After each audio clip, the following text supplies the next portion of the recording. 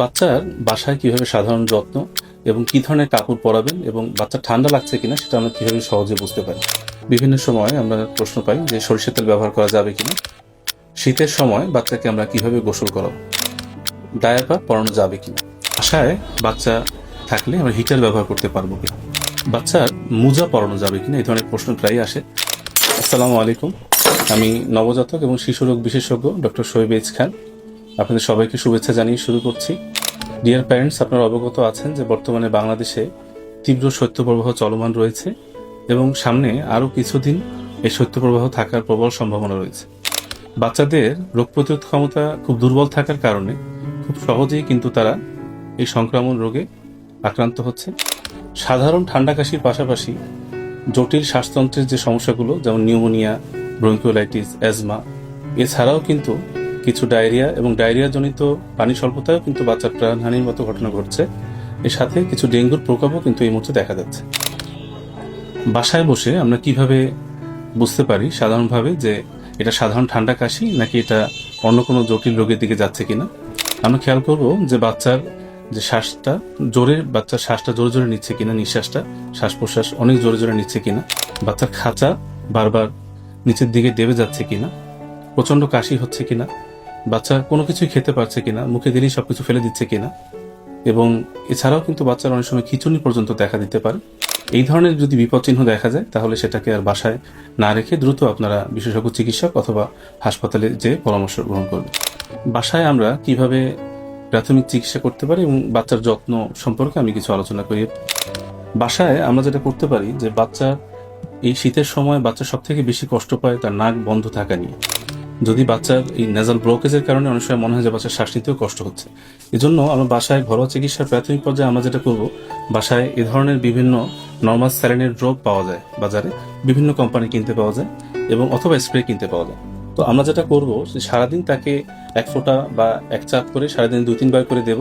বিশেষ করে সন্ধ্যার পর থেকে নাকটা কিন্তু বেশি বন্ধ হয়ে যায় বাচ্চাদের। এই সময় আমরা প্রয়োজনে প্রত্যেকবার খাবার পূর্বে নাকের এই স্প্রে অথবা ড্রপ কিন্তু নাকে দিয়ে তারপরে আমরা বাচ্চাকে খাবার খাওয়াতে পারি। এবং আমরা বাসায় আমরা আরেকটা জিনিস রাখতে পারি, এই ধরনের ন্যাজাল সাকার, পেঙ্গুইন সাকার বলো, এই ধরনের সাকার দিয়েও কিন্তু আমরা নাকটা এই স্প্রে দিয়ে তারপরে সাকার দিয়ে নাকটা পরিষ্কার করালে বাচ্চার শ্বাসটা নিতে সুবিধা হবে এবং বাচ্চার যে শ্বাসকষ্টটা যে আমরা যেটা স্বাভাবিকভাবে দেখতে পারি সেটাও বাচ্চার হবে না। বাচ্চার বাসায় কিভাবে সাধারণ যত্ন এবং কি ধরনের কাপড় পরাবেন এবং বাচ্চা ঠান্ডা লাগছে কিনা সেটা আমরা কিভাবে সহজে বুঝতে পারি। তো এর সাধারণ এই আলোচনার আগে আমি একটু বলে নেই, অনেক সময় বাচ্চার বাবা মা কমপ্লেন করেন যে বাচ্চার জ্বর আসছে বা মাথা প্রচন্ড গরম থাকছে। এটা কেন হচ্ছে? বাচ্চার শরীরে মেটাবলিজম বেশি থাকে এবং বাচ্চার শরীরে ফ্যাটের পরিমাণ অনেক বেশি থাকে, যে কারণে বাচ্চার হিট জেনারেশনটা বেশি হয়। এজন্য বাচ্চার কিন্তু মাথা গরম থাকে। এজন্য অনেক সময় মাথায় হাত দিলে মনে হয় যে বাচ্চার স্বাভাবিক তাপমাত্রায় আছে, কিন্তু আসলে কিন্তু সেটা সঠিক নয়। এই জন্য সবসময় যেটা আমরা করব, আমাদের হাতটা শুধুমাত্র মাথায় না দিয়ে এই গলায়, বুকে এবং বাচ্চার পিঠে ধরবো এবং ধরার পরে যদি দেখি যে আমার হাতটা বেশি, আমার বাবুর শরীরের সাথে আমার হাতের তাপমাত্রা স্বাভাবিক পর্যায়ে রয়েছে, সামঞ্জস্যপূর্ণ রয়েছে, তাহলে বুঝতে হবে বাচ্চার কাপড় পরানোটা ঠিক আছে। কিন্তু যদি দেখা যায় যে আমার হাতটা একটু গরম কিন্তু বাচ্চার শরীরটা একটু ঠান্ডা, তাহলে বুঝতে হবে যে আমাদের আরেকটা লেয়ারিং করতে হবে। মানে আমরা কাপড়টা কিন্তু লেয়ারিং করে পরাবো। লেয়ারিং করার সুবিধা হচ্ছে বাচ্চার শরীরের ভেতরে বাতাসটা দুইটা কাপড়ের মধ্যে জমা হয়ে থাকবে এবং বাচ্চার ঠান্ডা লাগার প্রবণতাটা কম থাকবে।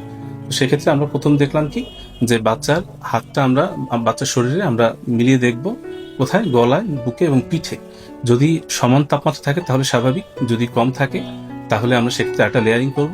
এবং যদি দেখি যে না, বাচ্চার শরীর বেশি গরম হয়ে গিয়েছে, ওভার ক্লোদিং কিন্তু হওয়ার কারণেও কিন্তু বাচ্চা এ ধরনের শ্বাসতন্ত্রের জটিলতায় ভুগতে পারে, সেক্ষেত্রে দ্রুত আমরা একটা লেয়ারের কাপড় সরিয়ে ফেলবো।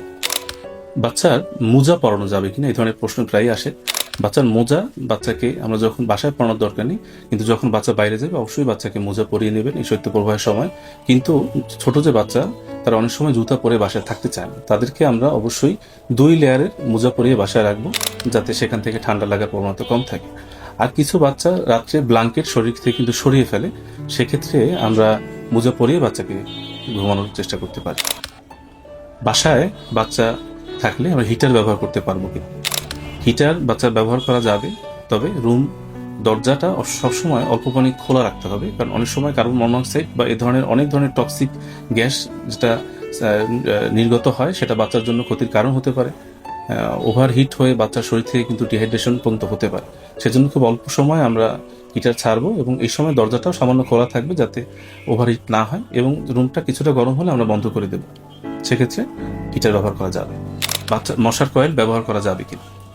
মশার কয়েলে নানান ধরনের টক্সিক গ্র্যানিউলস থাকে যেটা কার্সিনোজেনিক এবং দীর্ঘমেয়াদী শ্বাসতন্ত্রের জটিলতা কিন্তু বাচ্চা করতে পারে। সেজন্য কোনো কর্মী বাসায় মশার কয়েল ব্যবহার করা যাবে না। ডায়াপার পরানো যাবে কিনা?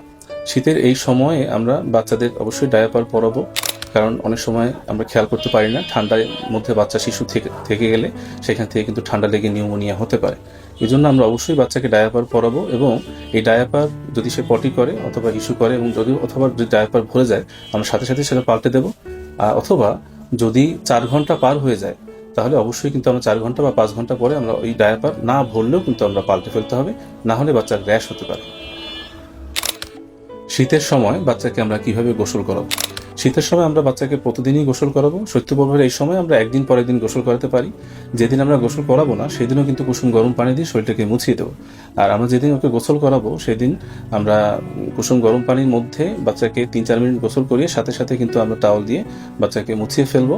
কারণ বাচ্চার এই শীতের সময় গোসল না করালে দীর্ঘ সময় রাখলে ফাঙ্গাস জন্মায়, সেক্ষেত্রে কিন্তু স্কিন ইরিটেশন হওয়ার সম্ভাবনা থাকে। শীতের এই সময় আমরা কোন ধরনের ময়শ্চারাইজার ব্যবহার করবো কিনা?